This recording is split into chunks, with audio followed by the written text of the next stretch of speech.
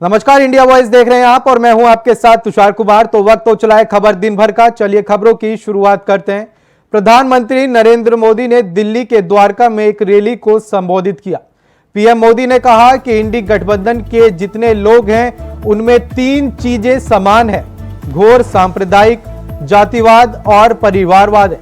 दिल्ली में जो लुटिया गैंग है, खान मार्केट गैंग है, इन्हें घोर सांप्रदायिक लोगों की रक्षा करने में अपनी जिंदगी खपा दी। उनके पापों को देश की जनता से छिपाने का पाप किया है, जिनसे भारत के संविधान के साथ धोखा किया है।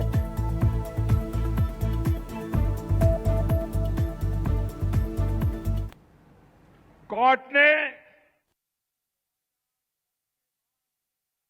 इंडी गठबंधन आज देश में फैली हर बुराई का प्रतीक है। इंडी गठबंधन के जितने लोग हैं, इनमें तीन चीजें समान है। तीन चीजें इनकी रगों में है। एक है, ये इंडी गठबंधन के सारे लोग घोर सांप्रदायिक है। दूसरा, ये घोर जातिवादी है। तीसरा, ये घोर परिवारवादी है। इन तीनों में दिखाई देगा। दिल्ली में जो लुटियन गैंग है, जो खान मार्केट गैंग है, उसने इन घोर सांप्रदायिक लोगों की रक्षा करने में अपनी जिंदगी खपा दी है। उनके पापों को देश की जनता से छुपाने का पाप किया है। और मैं इस चुनाव में एक लड़ाई लेकर के निकला हूं। जिन लोगों ने भारत के संविधान के साथ धोखा किया है, जिन्होंने भारत की बिन सांप्रदायिकता की भावना के साथ धोखा किया है, अब समय आ गया है ऐसे घोर सांप्रदायिक लोगों को देश पहचाने, मेरे मुसलमान भाई भी पहचाने। आज ही कोलकाता हाईकोर्ट ने इस इंडी अलायंस को एक बहुत बड़ा तमाचा मारा है। कोर्ट ने 2010 के बाद से जारी सारे ओबीसी सर्टिफिकेट कैंसिल कर दिया है। क्यों? ये इसलिए किया गया क्योंकि पश्चिम बंगाल की सरकार ने मुसलमानों का वोट बैंक के लिए अनाप शनाप मुसलमानों को ओबीसी बनाने के सर्टिफिकेट दे दिए थे। ये वोट बैंक की राजनीति, ये तुष्टीकरण की राजनीति, ये तुष्टीकरण की सनक हर पार कर रही है। बात करेंगे अगली खबर की। प्रधानमंत्री नरेंद्र मोदी ने बुधवार को बस्ती में चुनावी रैली को संबोधित किया। इस दौरान उन्होंने कांग्रेस और सपा पर जमकर हमला बोला। पीएम मोदी ने कहा कि अब पाकिस्तान पस्त पड़ चुका है, लेकिन उसके हमदर्द सपा कांग्रेस वाले भारत को डराने में जुटे हुए हैं। ये हमें डराते हैं कि पाकिस्तान के पास परमाणु है। इनको मालूम नहीं है कि 56 इंच क्या होता है। 22 जनवरी 2024 इस देश में बहुत लोग हैं जिनको अपने बेटे का जन्मदिन याद नहीं है। अपनी पत्नी से बात करते हैं, शादी की तारीख भूल जाते हैं। लेकिन इस देश के बच्चे बच्चे को पता है 22 जनवरी 2024।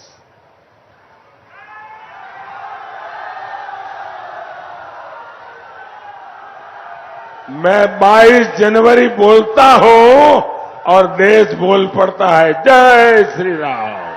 साथियों, पाकिस्तान तो पस्त पड़ गया है, लेकिन उसके हमदर्द सपा कांग्रेस वाले अब भारत को डराने में जुटे हैं। आप हैरान हो जाएंगे भाई, ये क्या बोलते हैं? ये लोग कहते हैं, हमें सुनाते हैं, उनको मालूम नहीं होता 56 इंच क्या होता है।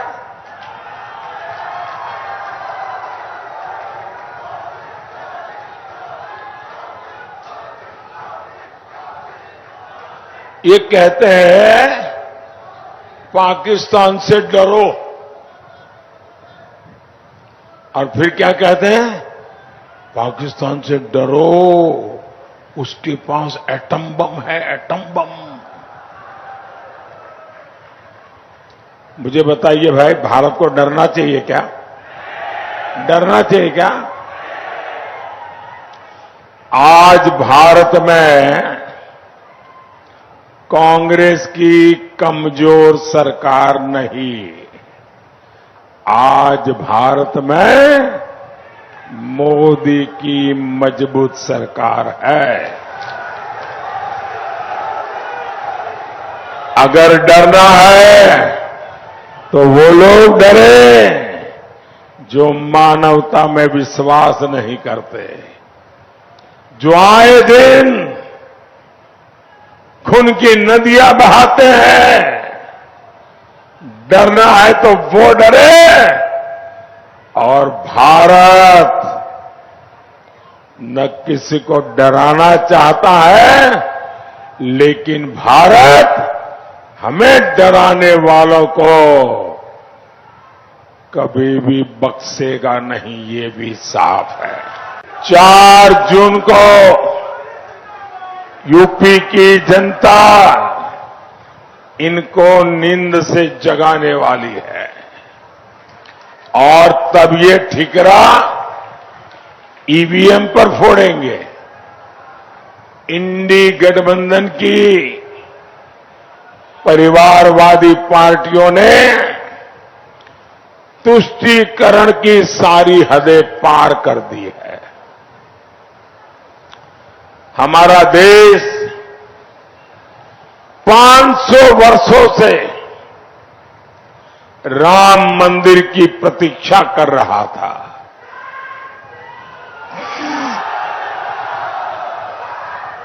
लेकिन ये इंडी वालों को राम मंदिर और राम से परेशानी है।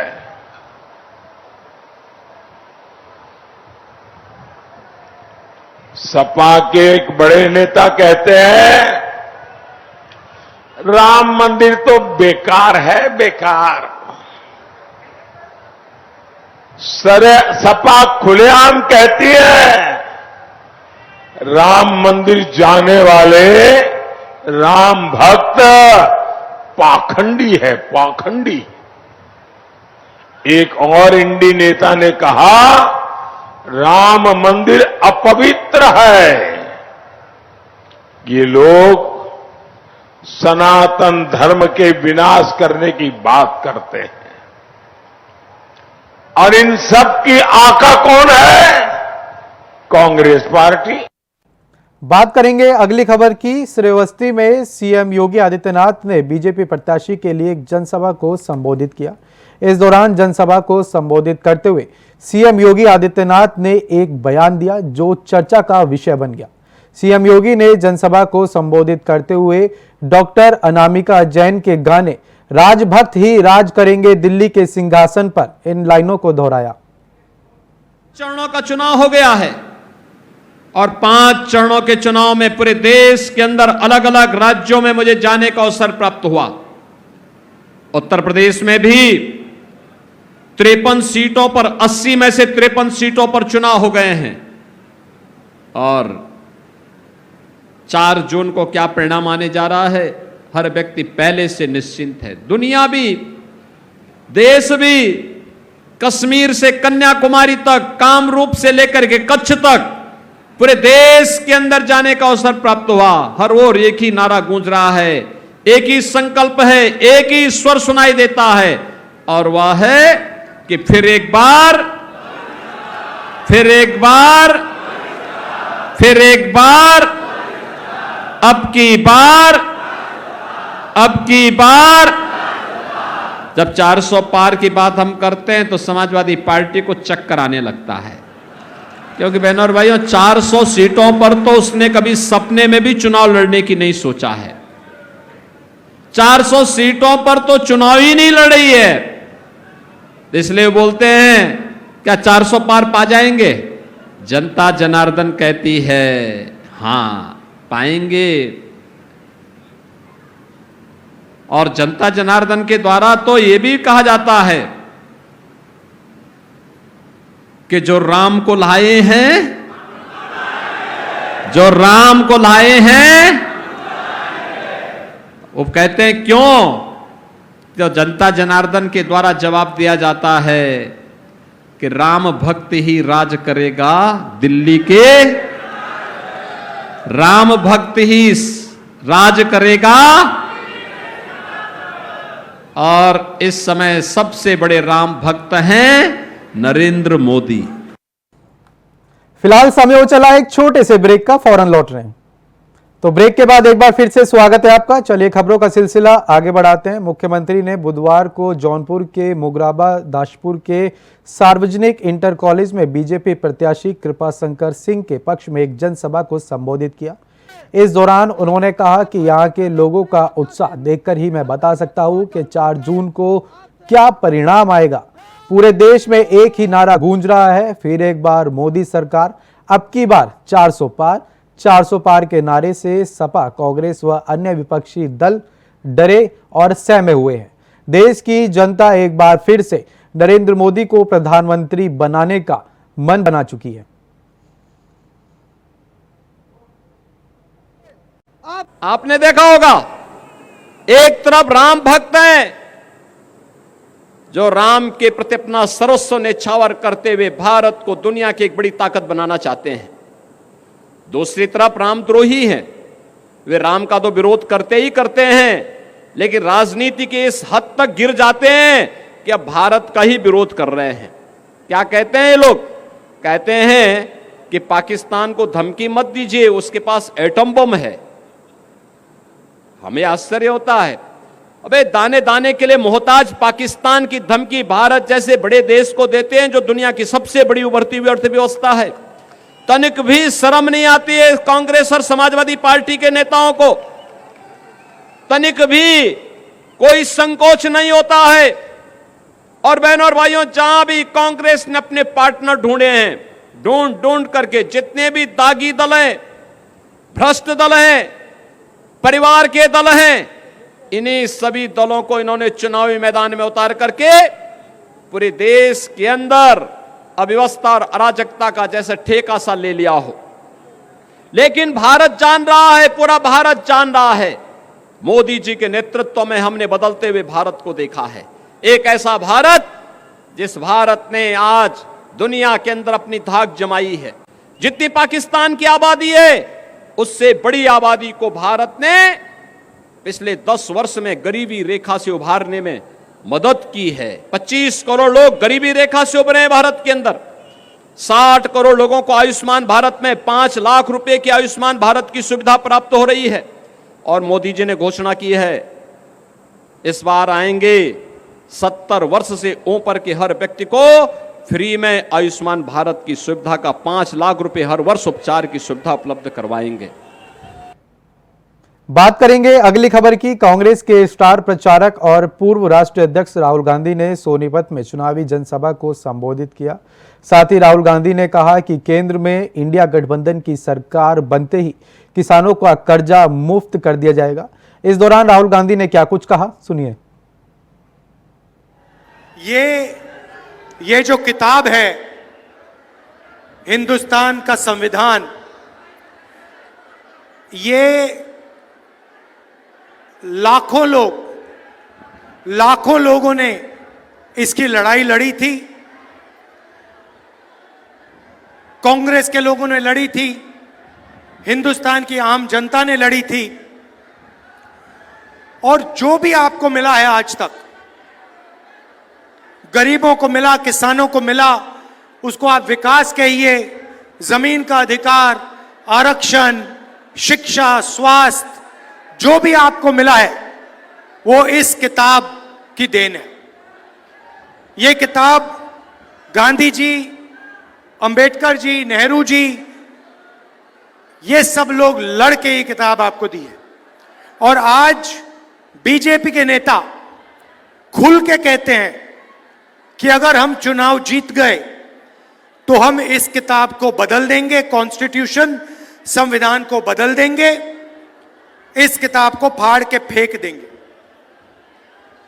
मैं आपसे कहना चाहता हूं, और आप सब इस बात से सहमत होंगे, कि बीजेपी छोड़िए, नरेंद्र मोदी छोड़िए, दुनिया में कोई शक्ति नहीं है जो इस संविधान को छू सके।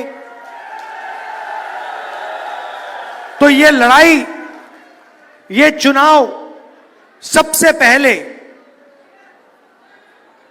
संविधान को बचाने का है, आरक्षण को बचाने का है, और जो गरीबों के अधिकार हैं उनको बचाने का चुनाव है। भाइयों और बहनों, अजीब सी सोच है। प्रधानमंत्री ने अपने चमचे जर्नलिस्ट के साथ इंटरव्यू किया, आपने देखा होगा, देखा आपने? वो जिसमें प्रधानमंत्री बैठते हैं, 4 चमचे बैठते हैं, सवाल पूछते, देखा?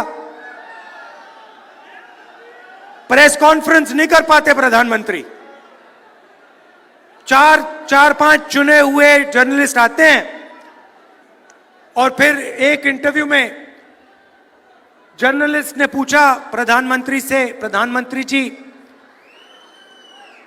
कहा जाता है कि हिंदुस्तान में अमीर लोग अमीर होते जा रहे हैं और गरीब लोग गरीब होते जा रहे हैं, इसके बारे में आपकी क्या राय है? प्रधानमंत्री जवाब देते हैं, हंसते हुए देते हैं, क्या चाहते हो कि मैं सबको गरीब बना दूं? मतलब सोच देखिए,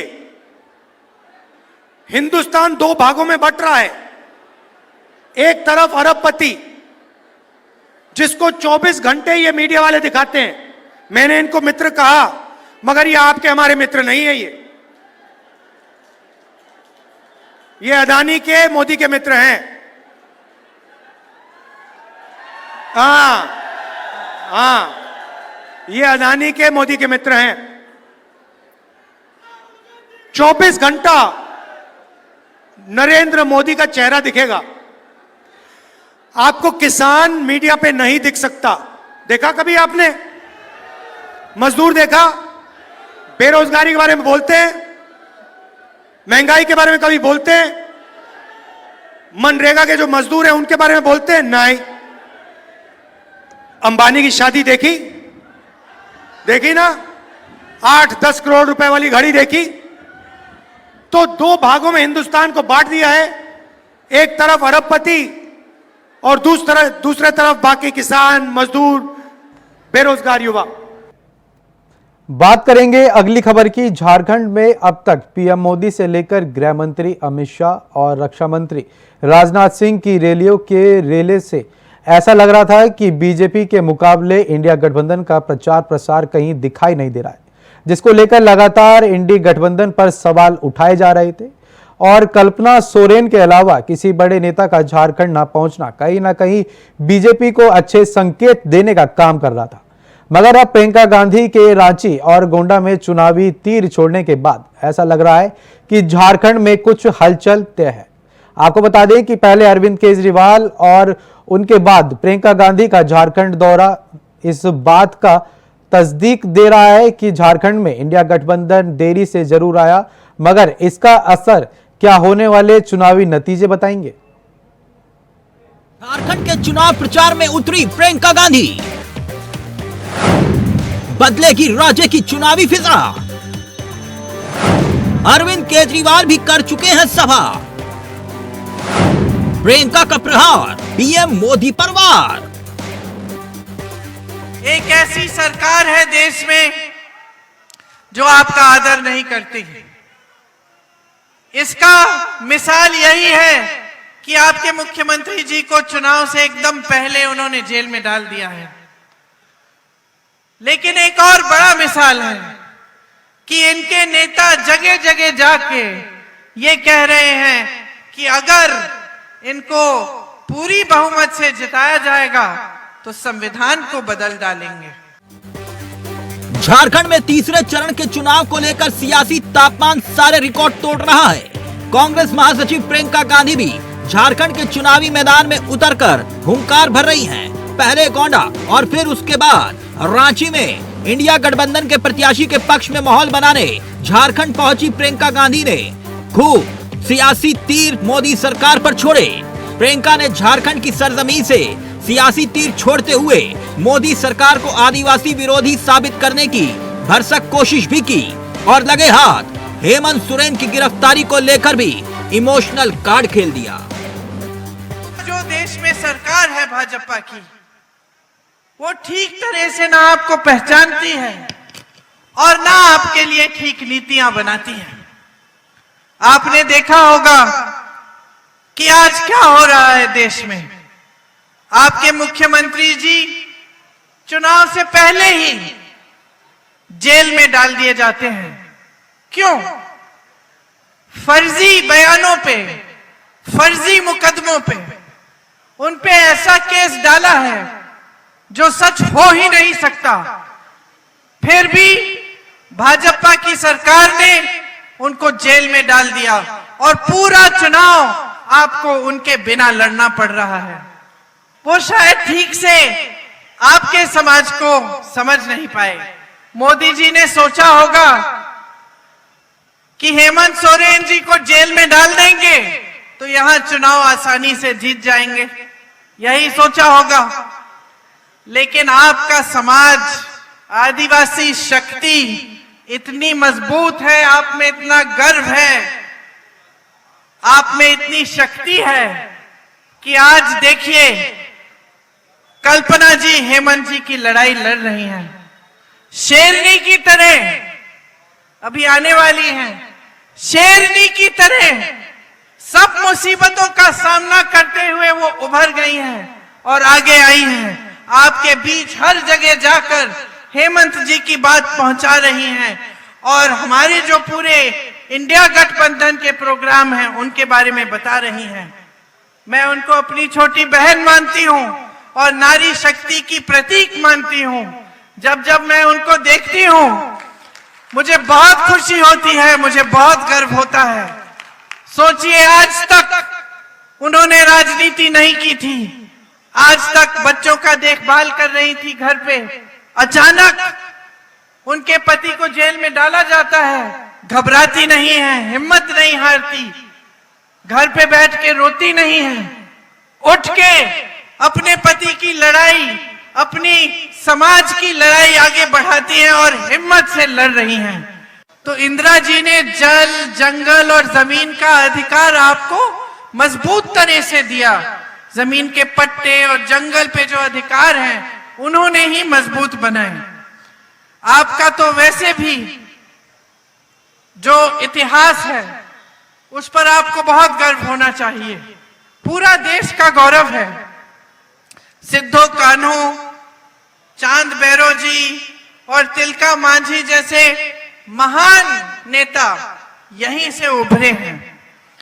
मैं उन सभी आदिवासी नायकों को प्रणाम करती हूं और आपका इतिहास जो है उससे प्रेरणा लेती हूं। आपको बता दें कि छठे चरण का चुनाव 25 मई को होने जा रहा है। इस चरण में जहां जहां चुनाव है वो क्षेत्र है गिरिडीह, धनबाद, रांची और जमशेदपुर। ये चुनाव बीजेपी बनाम हमारी जनता का चल रहा है और हमारी ये जनता त्रस्त है और ये त्रस्त जनता के जो प्रत्याशी हैं, जो प्रतिनिधित्व कर रहे हैं इंडिया गठबंधन के, सिर्फ झारखंड में नहीं पूरे हिंदुस्तान में आप जितने प्रत्याशी और उम्मीदवार देखेंगे तो हमारी त्रस्त जनता का प्रतिनिधित्व करते हुए हमारे इंडिया गठबंधन के सारे प्रत्याशी खड़े हैं। खैर ये चरण किसके नाम होगा ये जनता जनार्दन तय करेगी, मगर इतना जरूर है कि पहले अरविंद केजरीवाल का झारखंड में चुनावी सभा को संबोधित करना और अब प्रियंका गांधी की रैली। ऐसे में सवाल ये कि क्या इन स्टार प्रचारकों के आने से झारखंड की चुनावी फिजा बदलेगी और क्या इंडिया गठबंधन को इसका फायदा होगा? Bureau report, India voice, Ranchi.